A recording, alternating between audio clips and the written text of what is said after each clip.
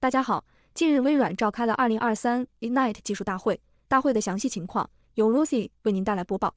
自2009年起，微软就开始布局人工智能领域，至2019年投资 OpenAI， 逐渐崭露头角，成为 AI 时代的重量级玩家。今年的 Ignite 技术大会对于微软及其生态系统来说，可谓是一场技术盛宴。在会上，微软一举推出了超过100项以人工智能为核心的新产品和功能，这些涉及云计算基础设施、模型及服务、Mouse 数据平台、Copilot 人工智能助手等多个方面，展现了其全面的 AI 愿景。值得一提的是 ，Ignite 大会传统上聚焦基础设施和运营，而 Build 大会则面向开发者。然而，此次 Ignite 大会中，面向开发者和机器学习工程师的 AI 内容成为了焦点。这标志着，对于整个微软生态系统而言，这不仅是一次技术更新，更是一个历史性的转折点。在大会的主题演讲中，微软首席执行官 Satya Nadella 强调了微软在 AI 生态系统中扮演的关键角色。微软不仅自主研发 AI 加速芯片，还推出了 Copilot 市场，这些都是其长远的 AI 战略的一部分。总的来看，微软在2023年 Ignite 大会上的战略方向清晰，旨在引领 AI 革命的浪潮，通过在硬件和软件方面的创新，利用其深厚的平台基础，保持在行业中的领先地位。微软正努力复刻其在软件操作系统时代的辉煌。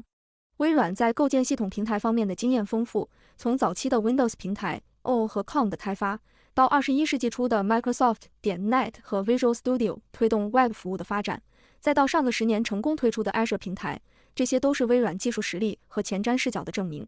微软现正借助人工智能技术，力图再次创造辉煌，构建一个涵盖开发者、独立软件供应商 ISV、系统集成商、企业和消费者的繁荣生态系统。在这个新的生态系统中， Azure 扮演着类似 Windows 的角色，成为新的操作系统，提供必要的运行时和平台服务。同时 Copilot 作为微软所谓的 AI 助手，成为新兴的应用程序模型。GPT-4 等基础模型则是这个新操作系统的核心。微软也投入了巨大的资源开发 AI Studio 和 Copilot Studio 等开发者工具，这类似于其过去推出的 Visual Studio， 后者曾在开发者领域占据主导地位数十年。微软的这一策略与其在 Windows.NET 和 Visual Studio 时代的模式非常相似。在过去的几个月中，微软已经发布了多款集成了人工智能的产品，包括 Bing、Microsoft 365和 Windows 操作系统。微软迅速拥抱生成型人工智能，显示了其成为人工智能领域先锋的迫切愿望，旨在使 AI 技术更接近用户。Satya Nadella 似乎不想让微软再次错过技术发展的关键时刻，正如他曾经在搜索和移动领域所做的那样。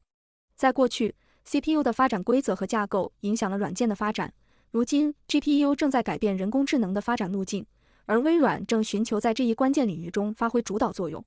在最近的 Ignite 大会上，微软发布了其首款定制 CPU Azure Cobalt 和 AI 加速芯片 Azure Maya。Azure Cobalt 是一款基于 ARM 架构的云原生芯片，专为通用工作负载的性能、功耗和成本效益进行优化。纳德拉指出，这款 CPU 芯片已在支持 Microsoft Teams 的 Azure 通信服务和 Azure SQL 中部分应用，并计划于明年向客户提供。这种策略显示了微软在云计算和人工智能领域的雄心，以及对未来技术趋势的敏锐洞察。微软推出的 Azure Maya AI 加速芯片专为运行云端训练和推理的 OpenAI 模型，并 GitHub Copilot 和 ChatGPT 等 AI 工作负载而设计。这款芯片采用5纳米工艺制造，拥有1050亿个晶体管，展现了其在高端硅片技术方面的领先地位。微软自研的 DPU Azure Boost 也已经全面上市。今年早些时候，微软收购了 DPU 公司 Fungible， 以提升其 Azure 数据中心的效率。Azure Boost 通过将虚拟化、网络管理、存储管理和安全等软件功能卸载到专用硬件上，使得 CPU 可以将更多的周期用于工作负载，而不是系统管理。这种将繁重任务转移到专用处理器的做法，显著提高了云基础设施的性能。纳德拉强调，硅多样性是支持世界上最强大的基础模型和所有 AI 工作负载的关键。在 Ignite 技术大会上，微软不仅发布了2款自研芯片，还引入了众多行业合作伙伴的最新 AI 优化芯片，包括 AMD Instinct MI300X、英伟达 H100 和 H200。在这些超级计算机之上，微软提供了多种不同大小的基础模型，从数十亿到数万亿的参数量，以满足不同开发者构建 AI 应用时的成本、延迟和性能需求。目前 Azure 仍是企业使用 OpenAI 模型的首选平台，但微软也在积极构建自己的大型模型。